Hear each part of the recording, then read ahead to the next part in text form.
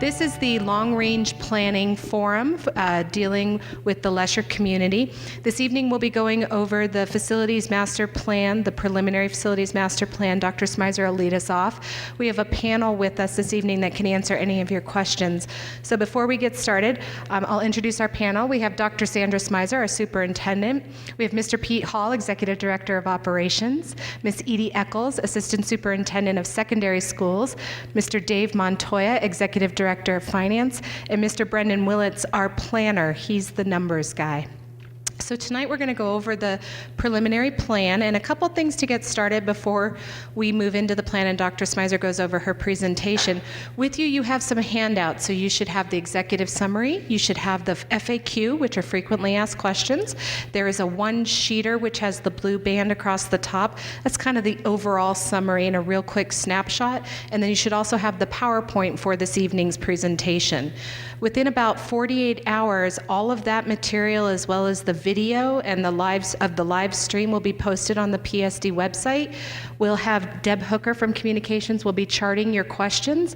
Lauren Hooten will be taking notes from this evening in terms of questions. So all of the questions and their applicable answers, as well as the charts and the video and the presentation, will be posted on the PSD website within about 48 hours. So look for that anywhere from Wednesday night to Thursday morning.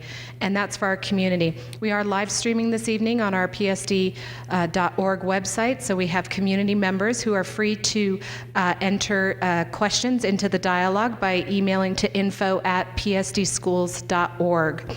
So without further ado, we'll get started with Dr. Smizer, and she'll go through the presentation, and we'll just let Kim take it when she gets here.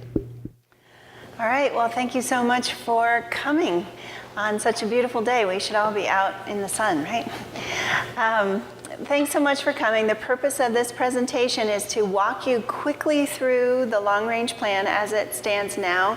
So by the time I get done in about 15 or 20 minutes, you should have a better understanding of what we're proposing in terms of new construction for the district and managing the growth of the district, as well as timelines for when decisions will be made, okay? So let me just start by saying that in PSD, we actually really value the physical space in which our students learn, both inside and outside. And so we would like to maintain that space. We don't want to just deal with growth, but we also would like to deal with our aging buildings and make every effort as a community to have some equity between buildings as we educate all of our students. So this is a little video that tells a little bit about our philosophy when it comes to facilities. School District, leading the state and nation with a tradition of excellence.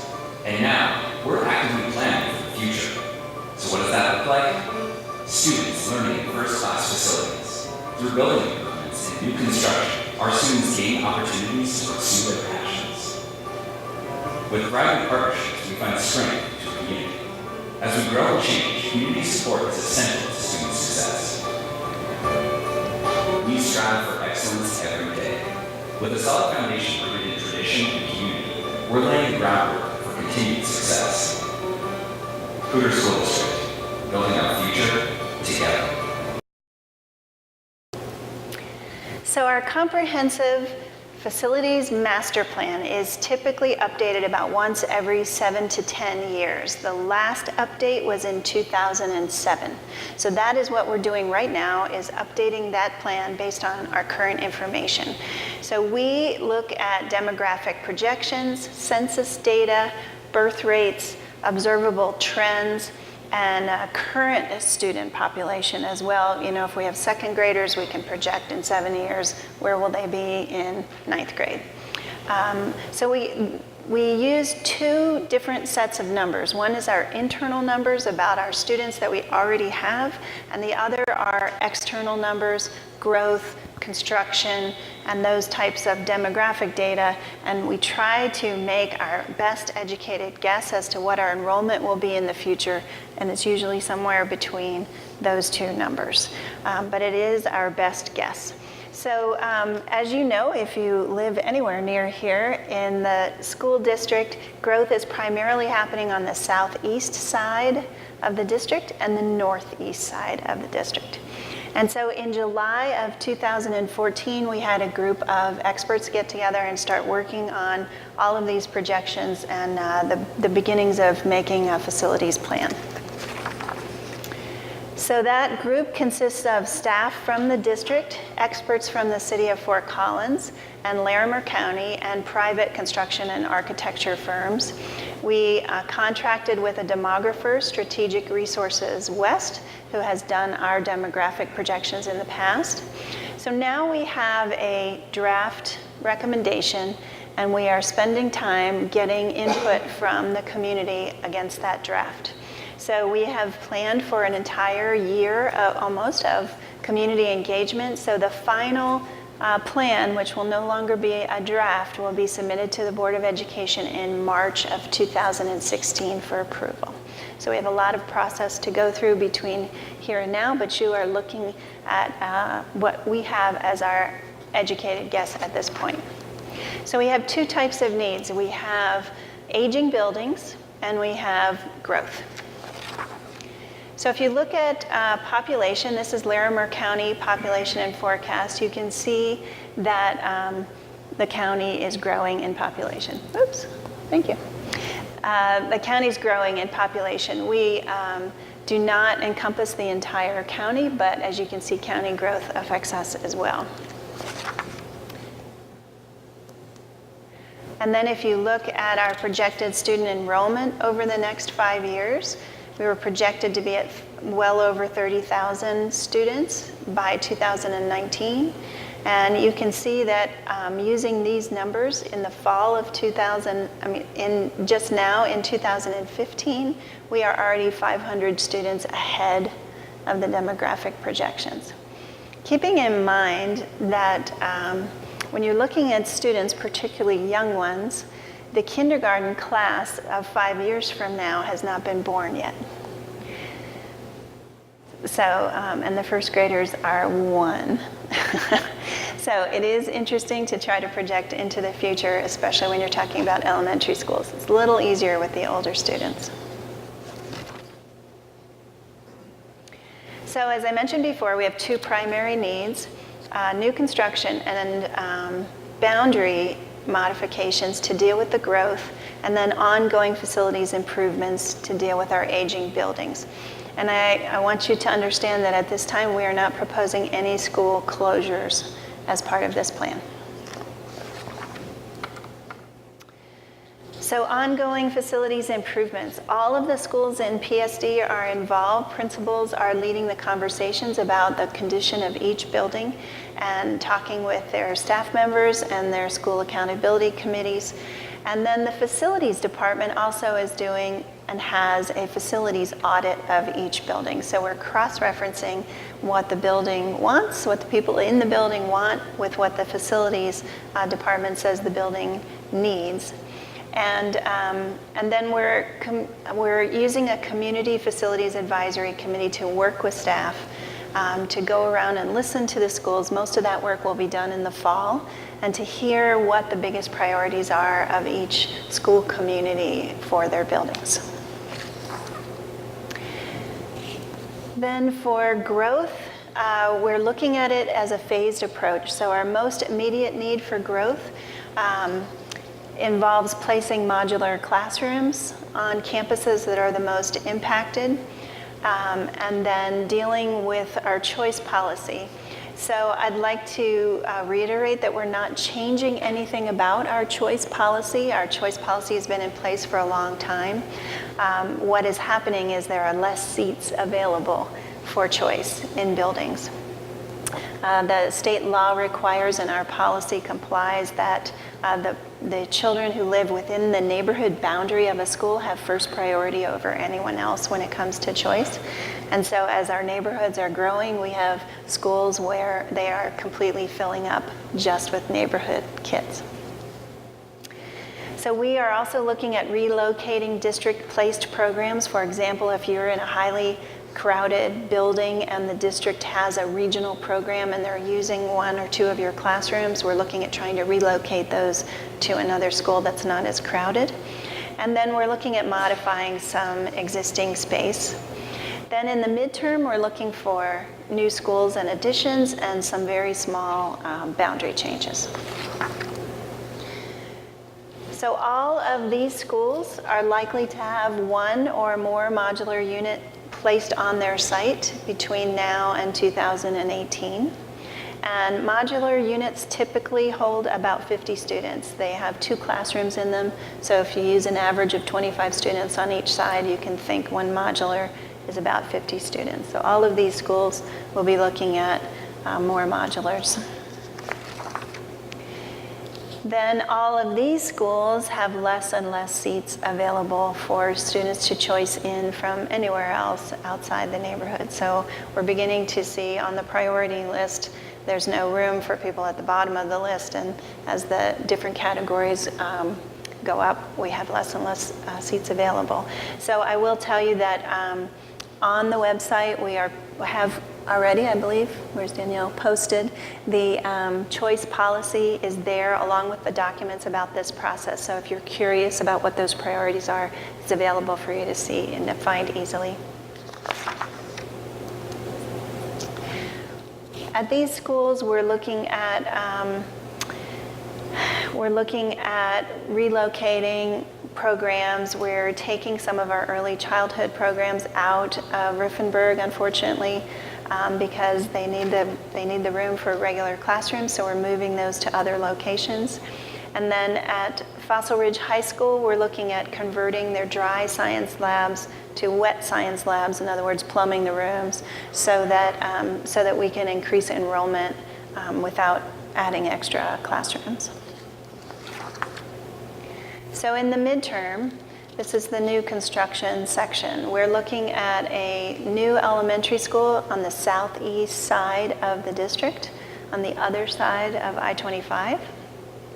We're looking at a permanent addition to Zach Elementary School. We're looking at relocating, as I mentioned, early childhood completely out of Riffenburg Elementary, so all those classrooms are available. And then a small boundary change is being proposed between Riffenburg and Laurel.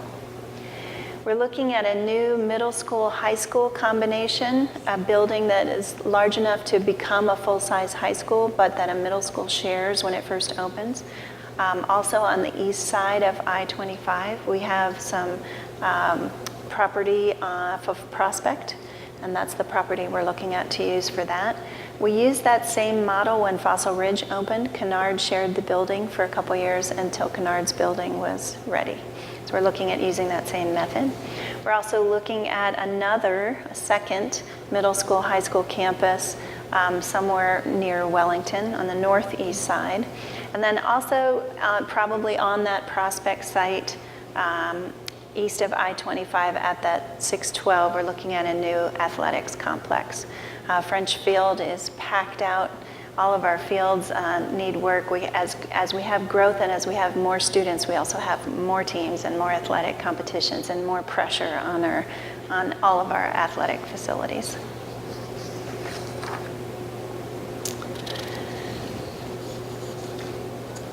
So this new middle school, high school east of I-25, as I mentioned before, would open up.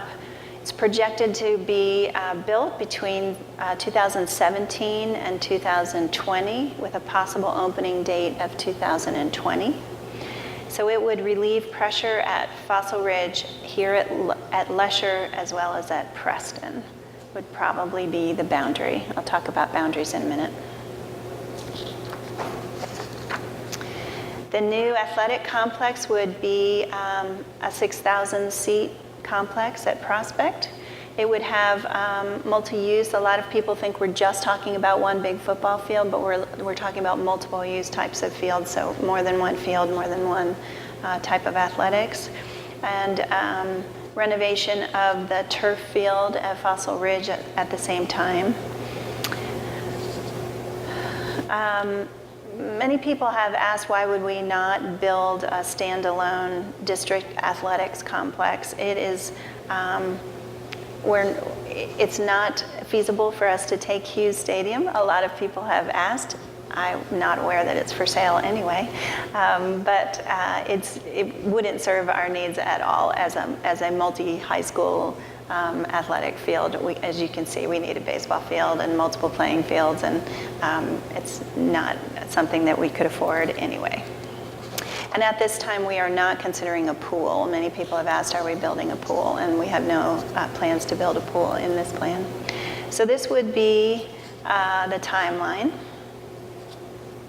So significant construction would be planned between 16 and 19, so that new schools could open in 2018 and 2020.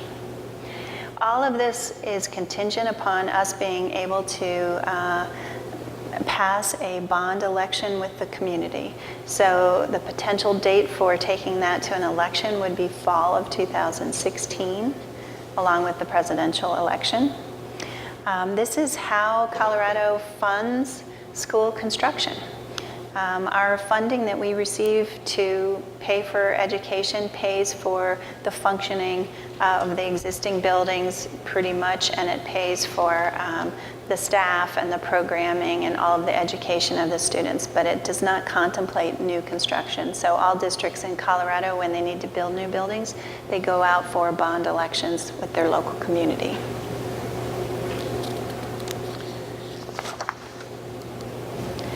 So as we grow, all kinds of other things grow as well. Our transportation services and the needs for transportation facilities grows, administration grows, our IT infrastructure grows as well, which is expensive. We have some alternative schools of various kinds that are becoming more and more popular. We're considering, as part of this plan, do we want to encourage a satellite? Since the district is spreading to the northeast and the southeast, do we want to encourage some satellites for any of those programs? We also still are working on the question of Preston and Kennard middle schools, since Kennard does not have a neighborhood boundary and Preston does, and they're both very crowded. So there's still more work to be done in this plan, and our facilities group is working on that right now. We also have the big question of early childhood. If we're having to move some of our preschool programs out of schools because they're crowded, where are they going to go? And what's our long-term plan for early childhood? So we're still working on developing the rest of that plan. And then, as you know, we are having engineering studies done to look at heat mitigation and how does each building function in the heat, and what are the best options for going forward with that. So we're still finalizing those recommendations as well. So we have several community groups that are involved in this process. We have the long-range planning group that has been meeting, that's experts in the field. We're just forming up a community facilities advisory committee to advise us and give us input. They will shortly begin, you will begin to see them, a few of them are here tonight, attending all of these forums to listen to the community. They will lead the process of going around to the schools and listening to the staffs talk about what do their aging buildings need. And we just really appreciate their support and their coordination as they help us to listen to you. In the fall, we will be calling up the boundary committee. All schools that are affected by possible boundary changes will have representation on that committee to determine boundaries. And remember that the only existing boundary change that we're proposing is a small boundary change between Riffenburg and Laurel. But each new school that is built will need its own boundaries. So any other students who are affected by a boundary change will be affected because they're going to one of the new schools. But those boundaries all need to be decided as well. And then we have an existing committee that monitors our use of the mill bond. It's a community committee that monitors our use of mill bond money from the 2010 election. They continue to meet, and they will be meeting until 2020 when that bond phases out.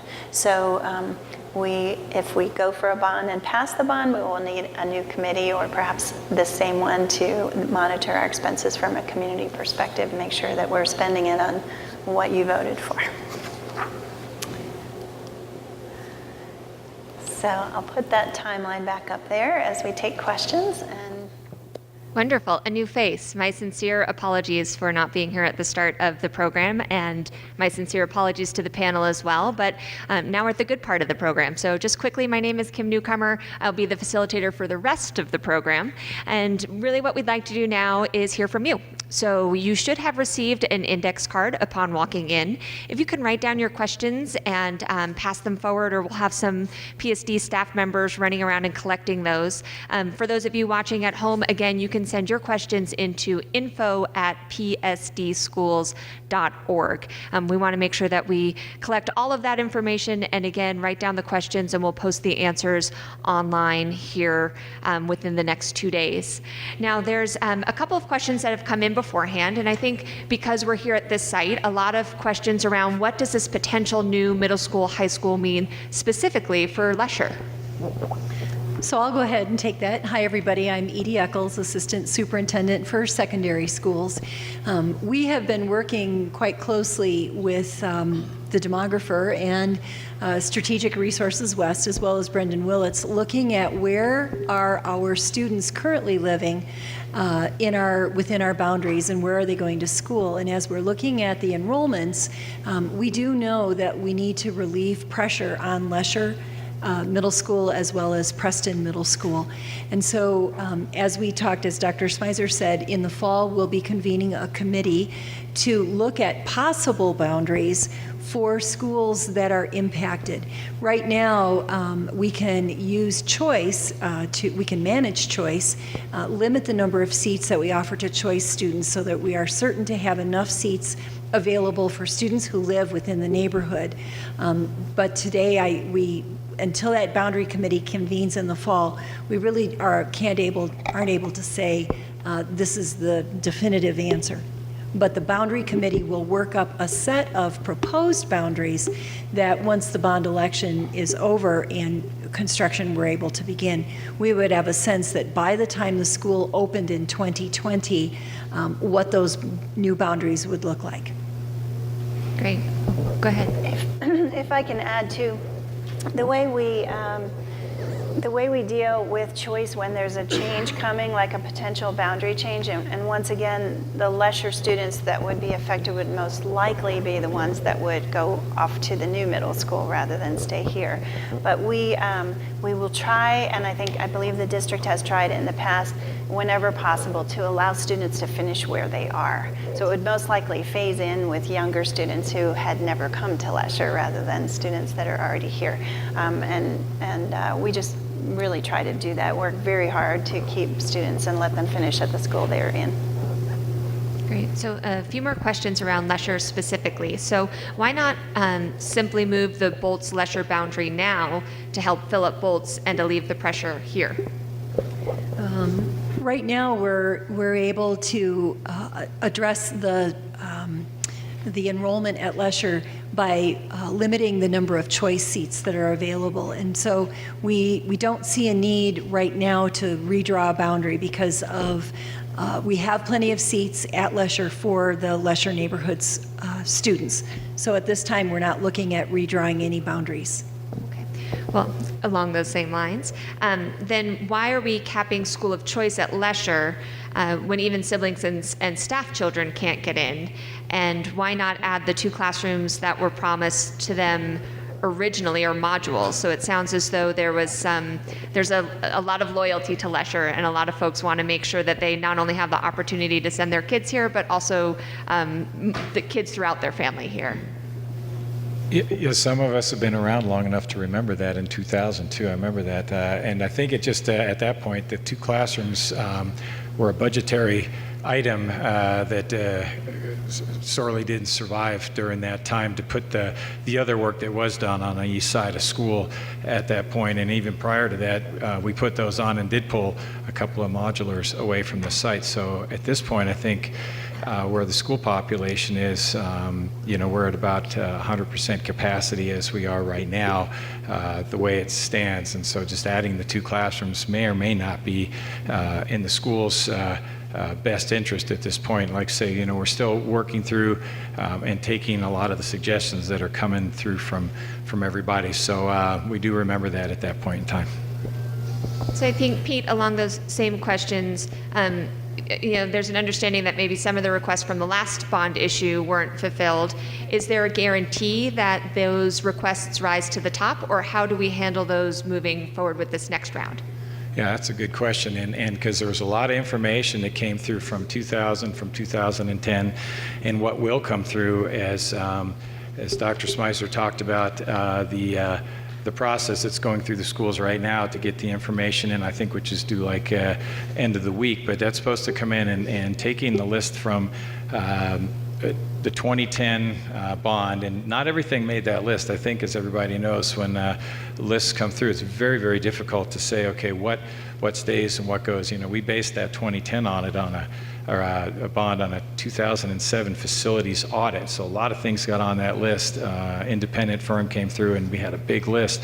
Not everything made the bond in 2010. So the challenge now for facilities and planning, design, and construction is to take that information that's coming in from the schools and balance it against what was done and during this 2010 bond at the affected schools, what didn't get done, what does, and to your point, rise to the top, because some things may have been done, may not be as important, may be in the plan to get done in the next few years as part of other funding sources that are within capital construction costs, and balance that out to say, moving forward, this is what we think as part of Lesher's facility infrastructure needs to be considered for the bond, and for specifically the the Community Facility Advisory Committee. A lot of information is going to come through as they, again, go back to the schools and weigh out all that information together.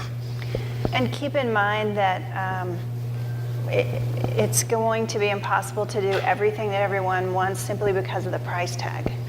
Construction's getting extremely expensive, much more so than the last bond. And so we have to look at our community and say, this is taxes, right? So we have to look at our community and say, how much will people vote for? And then try to juggle within a dollar amount that we think is palatable, which is part of the problem. Because if we all just got everything we wanted, the price tag would be enormous.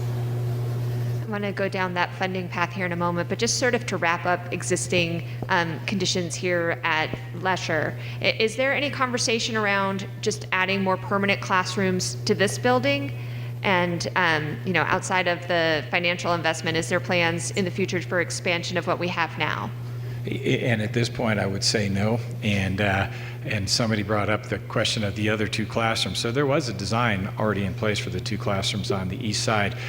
We have not looked at that at this site. It's a very tight site anyway with the population that we have, but I can't tell you we've spent a lot of time on that, but that could be something we could look under as future considerations.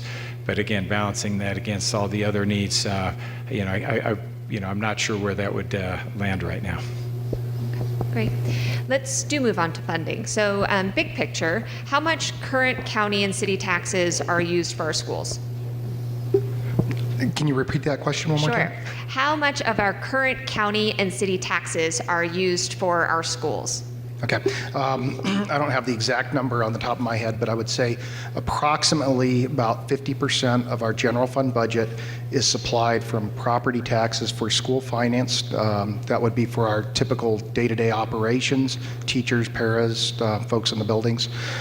In addition, we also have, voters have authorized 4 overrides in the past. Overrides are simply where we ask voters to provide additional property tax to support the operations of the district. So we've had one in 1988, one in 96, one in 2000, and one in 2010, the most recent one. So when you add up all of those pieces, the local share makes up about 50% of our general fund budget. Okay. Great. So, this is another sort of broad question, but how will we convince voters to vote for a mill or a bond levy when there's still capacity at other schools? So I guess it's a 2-part question. What does that argument, if you will, look like? And then what are we doing to boost the enrollment at those other schools to maybe alleviate some of the pressure of the schools that are packed full? Let me speak from the financial sense, at least. When we're talking about busing kids or moving them and dealing with growth in that sense. That, as we've explored those options in long-range planning, we're not seeing that that's going to solve the issue.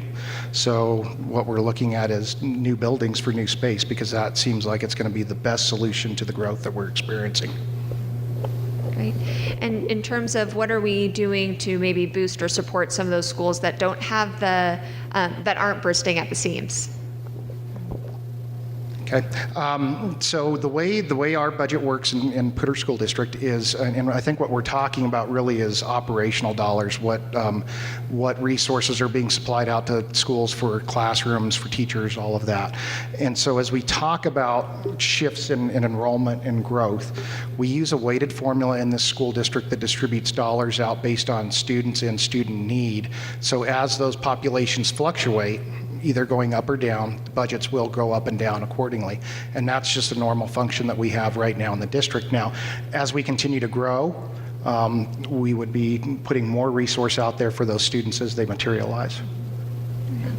Let me just also address that at the secondary level, we are seeing enrollment growth in all of our middle schools except the one closest to the mountains. It's quite a distance away, and we're seeing enrollment growth in all of our high schools. And so by limiting choice, making sure that we have enough available seats in every middle school and every high school for neighborhood children, we are essentially sort of sending students, if you will, back to their neighborhood schools or closer. So we're seeing an enrollment growth next year just across the board, across the district. Great. So here's the big question. What happens if the plans for the mill levy doesn't pass? Is there a backup plan if the financial model doesn't come through? Well, I'm gonna take a portion of that. First, I want to just correct what we're talking about here is a bond election, so not a mill levy piece. But if the bond were not to pass, we have not developed a secondary plan yet, but that will be coming, and so that's where we're at. We're actually working on that now, and so by the fall, the community will see what that plan looks like. It would involve lots of modulars, most likely. If you've seen, boundary shifts, perhaps adding long busing to students, as well as if it continues to grow and compound over the years. What most districts do are things like year-round cycles or split shifts if it gets really intensely bad. I don't see that in the next 10 years, but lots and lots of modulars most likely. This may be a silly question because it's from me and not the audience. So how does a year-round schedule alleviate the capacity of a school? Typically what places do when they do a year-round schedule is that they break the students into quarters or a third of the students. So some portion of the students are on vacation. So you don't have your summer vacation, you have it spread out throughout the year. So some portion of the students are on vacation, the rest of the kids are in school. They come back into those same classrooms and the next group goes out. So you're going in and out all the way around the year. Okay, that makes sense. Just a quick reminder, those folks in the audience, please write down your questions. There's index cards floating around here. This helps us keep track of them and make sure that we get them online and posted. For those of you watching at home, you can send your questions into info@psdschools.org. So let's move on to boundaries. We talked a little bit about funding, and we want to talk a little bit about boundaries. So this might be too early, but can you illustrate, or at least do you have some ideas around the proposed Laurel-Riffenburg boundary change?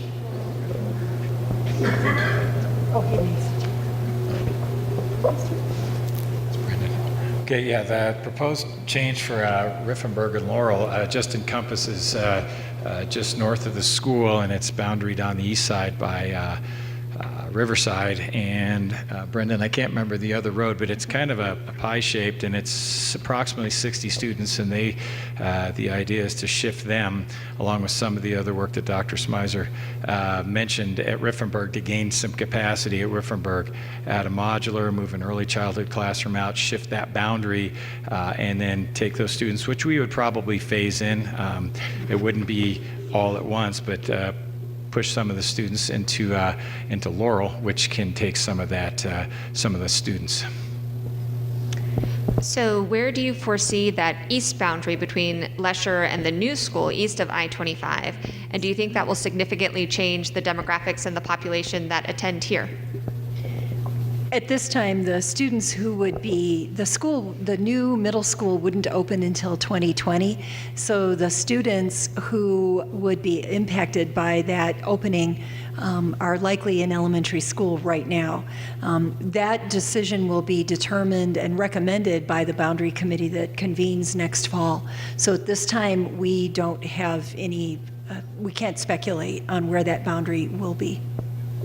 A few more boundary questions. So this one is related specifically to Riffenburg and all the growth out at Timberline and Buckinghorse and Rigdon Farms. Are we considering a boundary change with Shepherd Elementary as well, which is also under-enrolled at this point? Yeah, Todd's not here.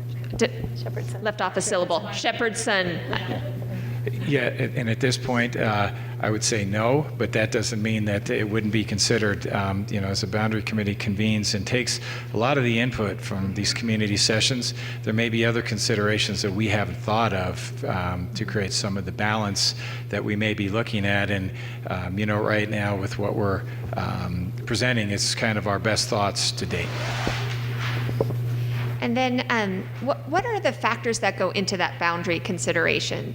So obviously there's a committee that sort of helps gather input and come up with a recommendation. What are the factors that go into playing, deciding specifically where those lines fall? There's a lot of things taken into account. I mean, the boundary committee has already been named at 45 or 50, and that could fluctuate, but it's a group of, people with varied expertises, and they all provide input. Obviously things like demographics and housing permits, subdivision growth, information we get from the city and the county will also be taken into account. So everything is taken into account by this boundary committee, and they will put their best foot forward and make recommendations that the group can come to a consensus on, hopefully. So let's talk a little bit about school of choice and choicing into different areas. Will current choice elementary and middle school students be grandfathered into their specific programs, for example, IB, so that they can continue with the program at the secondary level? Yes, the choice policy does allow for students who start in a particular program to continue in that program from elementary to middle and to high school. And our goal is, once a student is enrolled in a school, we'd like for that student to be able to finish their experience in that school. So if they start as a kindergartner, we'd like for them to finish in 5th grade, and same with 6th into 8th grade. And so how our principals are managing choice is by not accepting any additional choice students, as seats are not available. Right. So what's the current situation with choicing into Lesher? How much opportunity do individuals have to join this family? Actually, the principal's in the back, and I'm sure he can answer that question after the session is done. But we've asked all our principals to look at the maximum capacity for each building and to ensure that neighborhood children have a seat in the school. We've asked every principal to ensure that seats are available at each grade level to accommodate for students who might move into the neighborhood during the summer, and then to watch the choice lists. And when students don't accept, and the schools can then call parents on the choice list to say that we do have a seat available. I think one of the difficult things is what happens over the summer is family dynamics change and families move, things happen, and so sometimes we don't find out that we have more seats available until right before schools start. But as far as the exact numbers, we don't know that today. So just to be clear, I really encourage you to look at the choice policy in detail, because it has 8 different categories, and neighborhood kids is number 1. And then if there's more room after that, you move to the number 2 group. If there's more room after that, you move to the number 3, and it goes all the way down to 8 categories. So programmatic, being able to follow a program like IB is very actually high on the list. It's not number 1, but it's pretty high up there. And again, that policy is posted online, psdschools.org. Along those same lines, I know that siblings are a consideration when choicing in. So this individual has, 2 kids who choice into Lesher now. Where does the sibling factor fall on that list of priorities? I'm not going to try to recite the list in proper order. I was putting you on the spot on that one. I have it.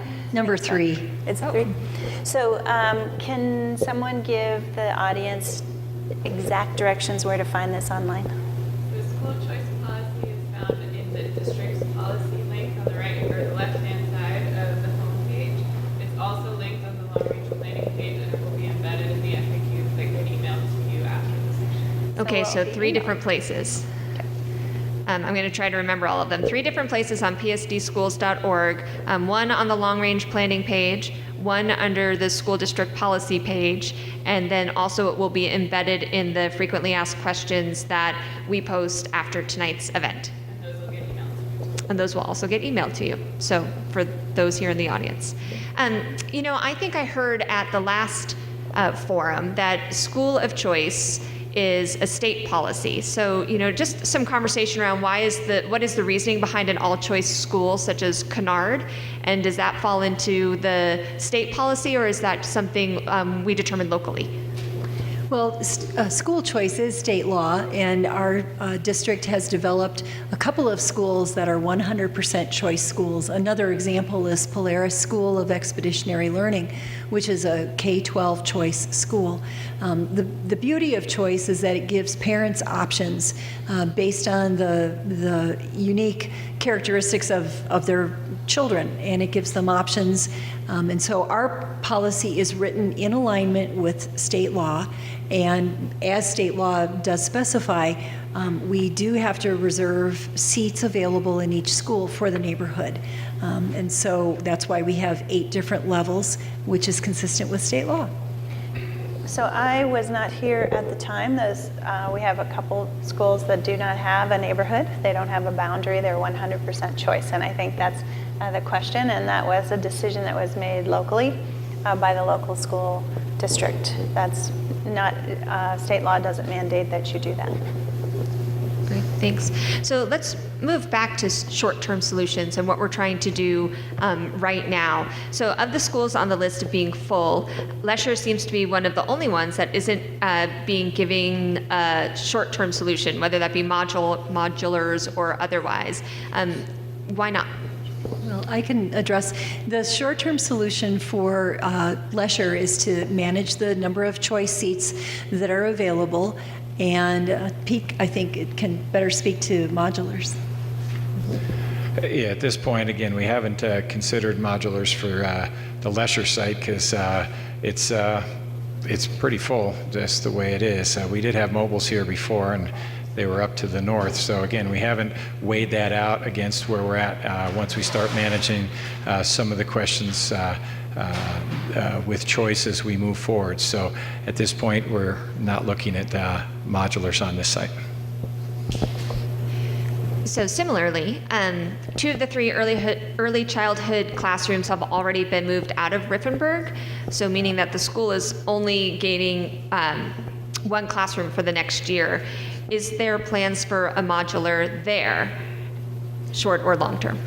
Yes, we're moving the last of the 3 early childhood classrooms. For those of you who've been around for a while, remember that a number of years ago, Riffenburg was actually one of the schools considered for closure. And as these neighborhoods have turned around, now subsequent years, we've reduced the early childhood classrooms down 1 at a time. And the last one's going to be moving out this summer and going to be relocated.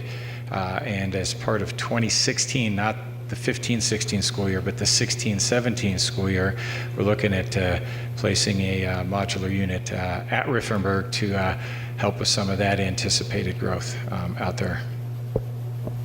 We're on a modular theme. Oh, go ahead. And keeping in mind that that those modulars are for neighborhood students. Right. So the intention of those modulars are to create that room for the neighborhood students because of the population growth in the area. Right. How long does it take to install a modular? Is that something that happens over the summer and folks come back and it's ta-da? Yes. Yes. Yes, we're going to be relocating a unit this summer from Timnath Elementary out to Bethke Elementary. They have one unit there now. They will have two, and it's a summer project. We locate a unit. Somewhat difficult in town right now because a lot of the schools that have them have needed them, but Timnath now has gotten to a point where Dr. Lambert worked with the principal, and we agreed that we could move that out to Bethke to help them with their growth. So it's a summer project, but the planning has to get in well before that to make sure we can pull it from a school, relocate it, get contractors in place, and have it ready to go by the start of the school year. If I could add as well that part of the philosophy behind using modulars is temporary in nature, although I would say that some of the modulars in our buildings haven't been so temporary. What we don't want to do, school buildings are built with a capacity in mind, and what that means is not just how many classrooms there are, but what is the infrastructure of the building? How wide are the hallways? How much room does the Performing Arts Center hold? Is the cafeteria big enough? How many gyms do they have? All of the support structures for that amount of students. And so just building modular villages outside a campus doesn't address the impact of needing more restrooms now and more cafeteria space and more gyms and more office space and all of the things that go with those students. So we're trying to balance managing the growth of the neighborhood kids that already live there and have the first right to go to that school with what's the actual capacity of a building.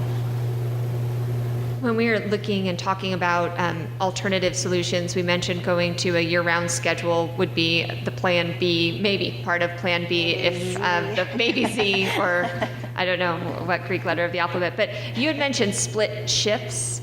I'm not exactly sure what that term means, and maybe you could explain that to us as well, just for a better understanding of what that scenario looks like. That's another extreme measure where half the students come from 6:30 in the morning to noon, and the other half go from noon to 6:30, as an example. That's super extreme. Yeah, well, thank you. Again, talking about sort of immediate needs and immediate circumstances, this one's about Wellington Middle School. Why is Wellington Middle School a concern when currently it is only 85% full? Well, the enrollment capacity, we try to look at about 85% as an optimum capacity level. And so we know that at 85%, it's time for us to be looking at where are the kids coming from. And we know that there's a number of families that are moving into the area with school-age children in that whole northeast section of our school district. And so in looking at the numbers, we are looking at the fact that we do need to build another site in and around or near the Wellington area to accommodate the coming growth. Keep in mind that we're looking at future growth, and that area is booming as well as the southeast side in terms of new construction, new families. They will be overflowing very soon. I would also add that that percent utilization, it has modular classrooms on it already, and that's not ideal for that site. So when we talk about adding in yet another modular classroom, we may be reducing that percentage, but the capacity of the actual facility is still being stressed. So we only have just a few more minutes left. I'm going to try and get through these 3 questions. If you still have questions, please write them down. Again, if we don't get to them tonight, we will answer them online. And we will post those within the next 48 hours, and you will get an email with those answers as well. Same goes for those folks watching at home. You can send your questions into info@psdschools.org. Just because we don't get to the questions here this evening doesn't mean they won't get answered, and we will make sure that those answers are posted for everybody to see. So just a few more questions before I let us go. If Riffenburg is expanding, it seems logical that Lesher will also be growing.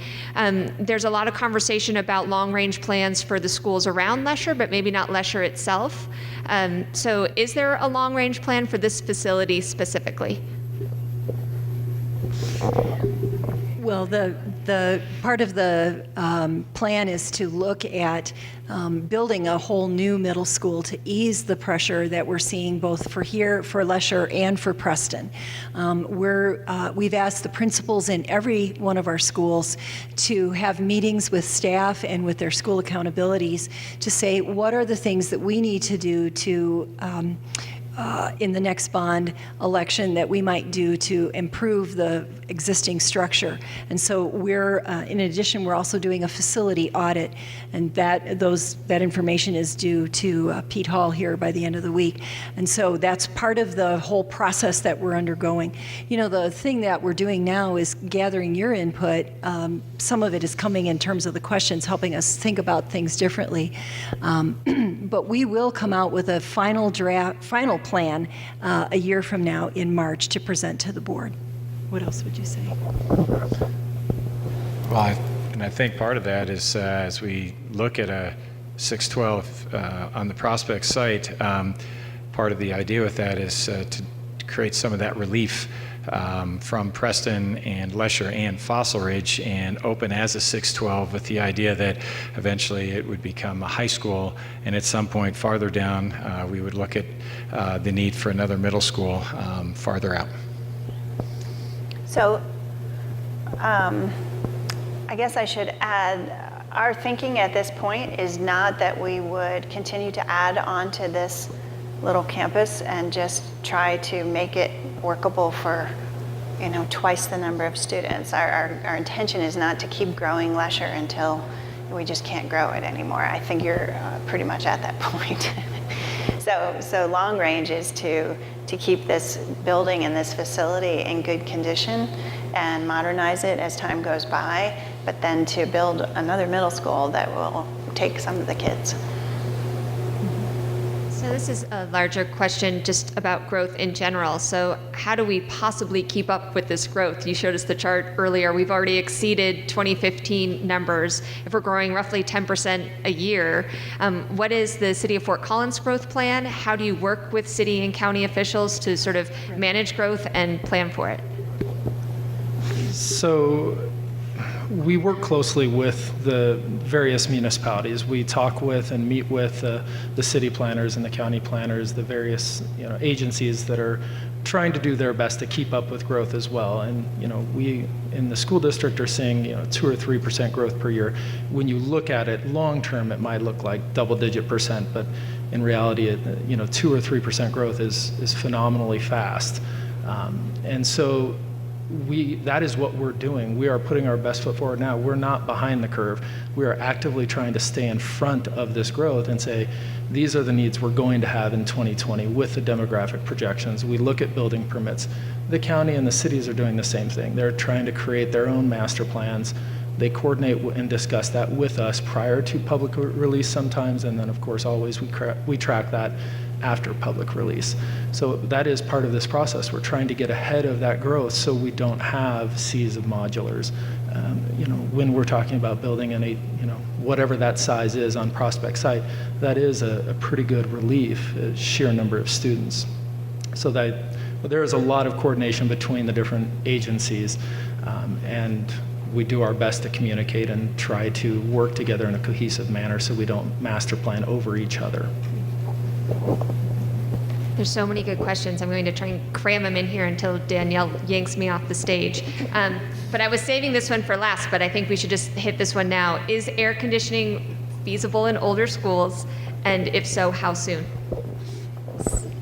Just tell them we're engineers. Yeah, right now, and in the fall of 14, we had our heat engagement committee work, community engagement around heat in the buildings, and at that time we talked about embarking on an engineering study to update information related to air conditioning in all Poudre School District schools. And we are in the midst of that study right now. And anymore, we're not really calling it an air conditioning study. I'm calling it more a HVAC, heating, ventilating, and air conditioning study that might prepare us for a shorter term, a longer term, and then if the district decided to look at an air conditioning number, yes, that's part of the question is what is the feasibility in the older buildings and what is the cost that would be assigned to that. And I think the probably one of the most difficult parts is with all that is the implementation. We have a very short window of work in the summertime, of say 10 weeks, and to try to implement a project like that and to that magnitude, it could take 8 to 10 years, and I'm not sure at this point. It's very invasive. It's probably going to be very expensive, and it would be a challenge, but that remains to be seen where we end up with the study and have discussions around that. So I have two questions around the combined middle school, high school. So that topic is winning out for our final couple of questions. So with respect to the combined middle school, high school facilities, are we really talking about 4 ultimate schools or 2 combined, 6 to 12 in perpetuity? Or is this just a growth spurt, if you will, and then it will even out long term? So let me take them one at a time. So the Prospect site, we do believe the numbers show that it will start as 2 schools in sharing one building. The high school will quickly fill up, and we will, in the following bond, need to ask for money to build a middle school, and they will separate. The same thing we believe will happen in Wellington. We're just not sure of the timeline, if it will be as fast. We anticipate the Prospect site will separate first, and the Wellington will separate it sometime after that. We do believe there will be a high school and a middle school in the Wellington area, somewhere in that region, and it's not growing as quickly there as it is on the southeast side.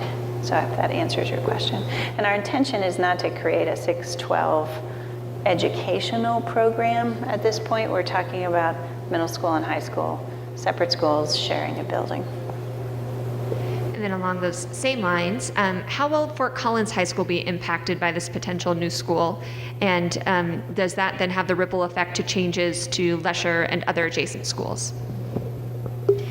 Until a school were opened, there shouldn't be any impacts to Fort Collins High School until 2020, assuming that all of this passes.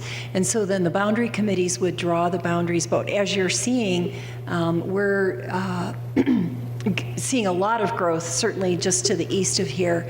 And right now, our schools, our 4 comprehensive high schools, are actually filling up quite rapidly. All right, well, I want to be respectful of everyone's time. I think we're probably just a little bit past 6 o'clock. A reminder that if you have additional questions, please scratch them down so that we can make sure to capture those and answer them. Same goes to those folks watching at home, info@psdschools.org. Again, if you are here in the audience today, you will have the answers emailed to you. For those of you watching, you can always go online within the next 2 days. We'll post all the answers to the questions we've collected here tonight. With that, before we go, Dr. Smizer, anything you'd like to add? Just thank you for coming. Thank you for engaging in this conversation with us. You push our thinking and you help us to refine our plan, and that's the goal, is to really have a plan that we believe the community buys into by March of next year. So if I saw a couple of you that I think maybe didn't get your question answered quite the way you wanted, so please resubmit it or rephrase it differently, and we'll take another stab at it online. Okay, thanks for coming.